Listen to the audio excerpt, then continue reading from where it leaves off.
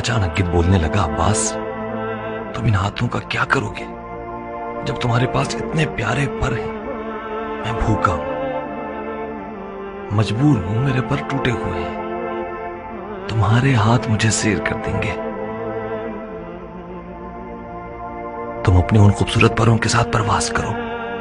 یہ ہے وہ جگہ جہاں عباس نے اپنے آپ کو نہر القمت تک پہنچایا۔ تم عباس کے بہت قریبی دوست ہیں نا؟ میں نے اور عباس نے اپنی جوانی ایک ساتھ گزاری، صفین میں ہم دونوں ساتھ ساتھ لڑے،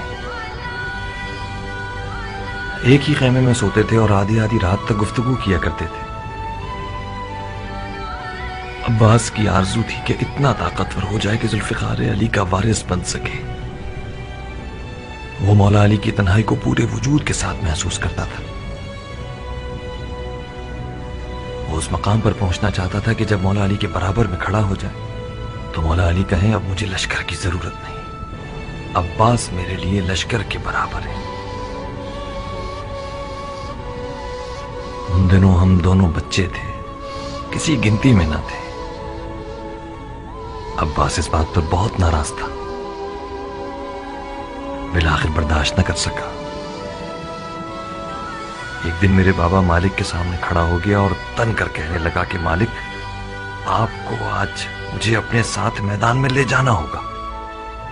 بابا مسکرائے۔ عباس کو مزید غصہ آیا اور شیر کی طرح غرایا کہ مالک، آپ سمجھتے ہیں کہ میں کمتر ہوں؟ میں آپ سے مقابلے کے لیے تیار ہوں، اگر میں جیت گیا تو مجھے اپنے ساتھ لے جائیے گا۔ میرے بابا پھر مسکرائے۔ عباس چلایا کہ مالک، میں مذاق نہیں کر رہا کہ آپ مسکرائے جا رہے ہیں۔ میرے بابا نے اپنی ہنسی روکی اور جواب دیا، عباس میری جان، میں جانتا ہوں کہ تم بہت اچھا لڑتے ہو، مگر تم قمر بنی ہاشم ہو، تمہیں صفین کی سیاہ راتوں پر چمکنا ہوگا تاکہ وہ چاندنی راتیں بن جائیں۔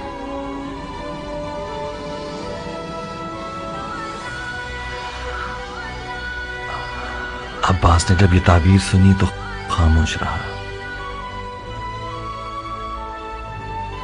نقل ہے کہ جب عباس القمت پہ پہنچا تو شدید پیاسا تھا، مگر اس نے پانی نہیں پیا۔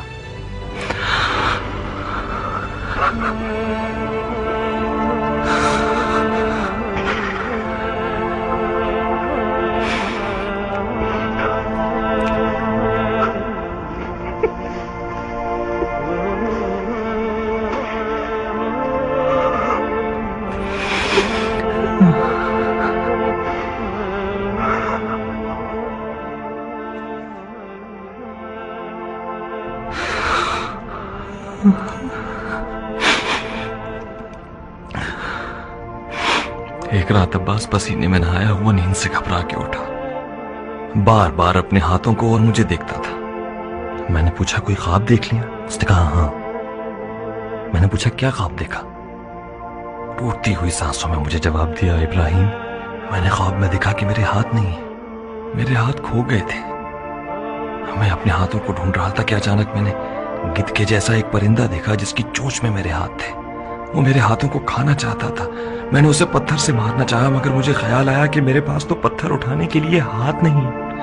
میں نے چلا کے کہا، او لاش خور، میرے ہاتھوں کو مت کھاؤ، وہ ہاتھ میرے ہیں۔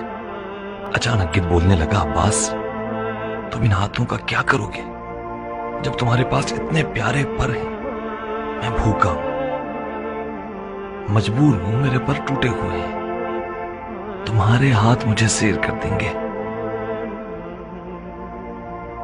تم اپنے ان خوبصورت پروں کے ساتھ پرواز کرو، جاؤ آسمان پہ اڑو۔